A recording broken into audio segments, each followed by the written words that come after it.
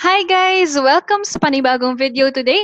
Ako si Maria Merlinda, isang licensed professional teacher at inyong mayora na mamimigay ng ayuda sa pamamagitan ng pagtuturo ng matematika. In this video, pag-aaralan natin ang tinatawag na Factor Theorem. So without further ado, let's get this lesson started.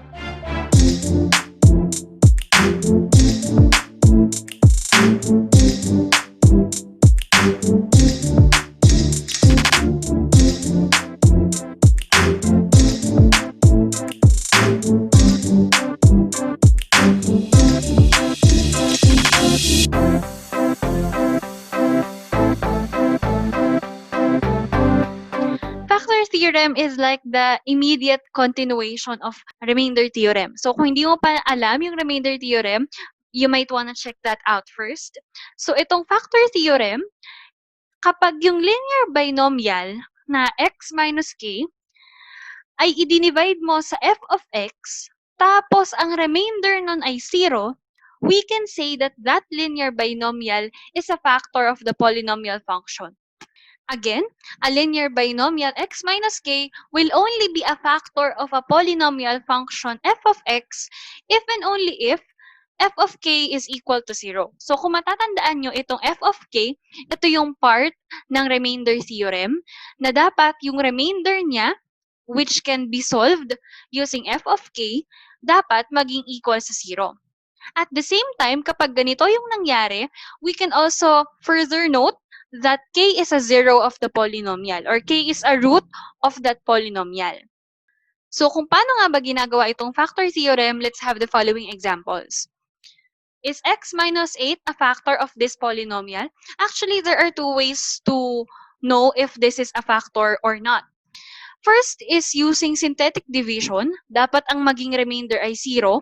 Ang pangalawa naman na solution is using remainder theorem. Dapat yung f of k ay mag-equal sa 0. So, pareho nating gawin. Una, kailangan itong x minus 8, yung divisor natin, ay maging equal sa 0 or iset natin equal to 0 and then solve for x. We know this is equal to positive 8.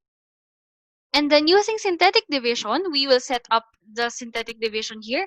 So ito yung coefficient ng x cube, negative 24 ay coefficient ng quadratic term, 192 is the coefficient of the linear term, tapos itong negative 512 yung constant. So recall natin from synthetic division, ang process nun ay ito, i-bring down to, so this will be 1. 1 times 8, multiply mo tong dalawa, you get 8. At yung 8 na yun, ililista mo sa next column. Afterwards, you add this part, negative 24 and 8.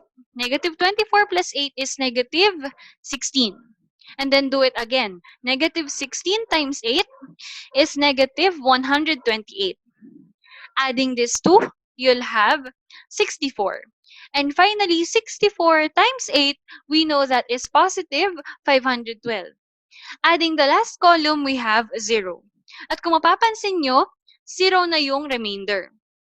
Tingnan natin kung gagamit tayo ng remainder theorem. We will substitute this part, x equals 8, dun sa lahat ng variable dito sa f of x. So doing that, this will look like this. And then, simplifying all the terms raised to a certain exponent, 8 cubed will be 512. 8 squared is 64, tapos bring down na lang yung iba. 512 minus 24 times 64 is this, 1,536. 192 times 8 is also 1,536. And of course, bring down lang yung last term. Simplifying this last line, 512, kung mapapansin nyo, 512 minus 512 is 0. Negative 1,536 plus 1,536 is also 0. So with that being said, f of 8 is now 0. Ito yung sinasabi ko last time na kahit gumamit tayo ng synthetic division, ang remainder dapat nun ay mag-i-equal sa magiging sagot dito sa remainder theorem. So with this being said, recall natin yung definition ng factor theorem. Mako-consider lang natin na factor ang isang linear binomial kung ang remainder niya ay 0. So in this case, napakita naman natin na ang remainder ay 0, we can now conclude that x minus 8 is a factor of f of x equals x cubed minus 24x squared plus 192x minus 512. Yan. So, ganyan tayo maggawa ng factor theorem using either synthetic division or remainder theorem. Let's now proceed to example number 2. So, the process is the same. Una, kuhanin natin yung 2x minus 10 equals 0. And then, transpose negative 10, divide both sides by 2, you'll get x equals 5. At itong 5 na to, yung igagamitin natin sa synthetic division. You may pause this video and try doing the synthetic division part. Afterwards, tingnan natin kung pareho yung magiging sagot mo dito sa solution ko.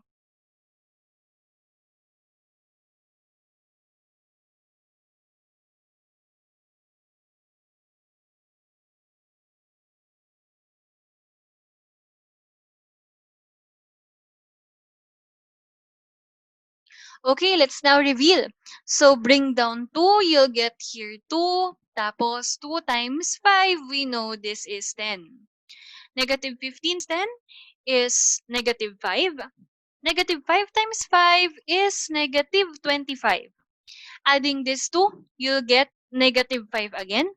Negative 5 times 5 is negative 25. 100 plus negative 25 is 75. Ayan, hindi nag-zero. So, check natin sa remainder theorem kung tama ba talaga na 75 yung remainder natin dito sa part na to. So, we have this one. Again, palitan lahat ng x ng 5. And then, simplify. 5 cubed here is 5 times 5 times 5, which is 125. 5 squared is 25, tas ito 5 pa din. Ayan. And then, let's simplify this line para matanggal lahat ng parentheses. We have here 250. 15 times 25 is 375. This is 100 and then 100 as well. 250 minus 375 plus 100 plus another 100 will become 75. So again, it just proves na 75 talaga yung remainder.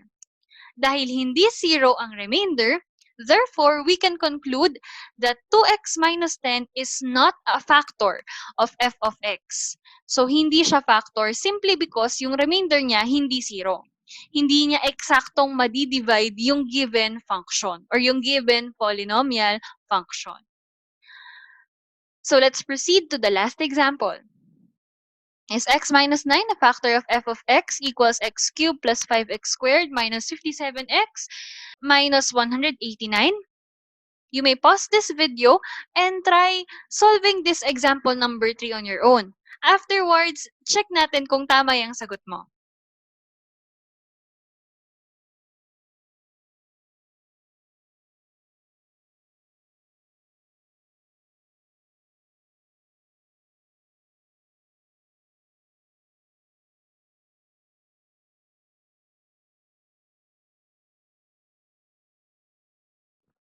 Okay, let's now reveal the solution for example number 3. For the divisor, we have x plus 9 equals 0. We know this will become x equals negative 9. So, gawin natin yung synthetic division. The first column will be 1 times negative 9 is negative 9. Adding this 2, we get negative 4. Negative 4 times negative 9, this is positive 36. Negative 57 plus 36, we know that is negative 21. Negative 21 times negative 9, that is positive 189. So it seems like the last entry will be 0. Yan. So check natin using remainder theorem. Substitute all the variable x with 9, or negative 9 rather. Negative 9 raised to the third power is negative 729. Negative 9 squared is 81. Tapos ito negative 9 pa din. And then bring down lang, negative 189. Negative 729. And then this one is 5 times 81 is 405. Negative 57 times negative 9 is positive 513. And then bring down 189. Simplifying this last line, negative 729 plus 405 plus 513 minus 189, this will give us 0.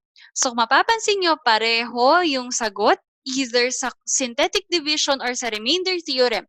With that being said, we can say that example 3 is a factor of f of x equals x cubed plus 5x squared minus 57x minus 189. So that's it for factor theorem. Watch out for the next videos dahil doon mas palalalimin pa natin yung gamit nitong factor theorem na ito. Thank you for watching and see you on the next video.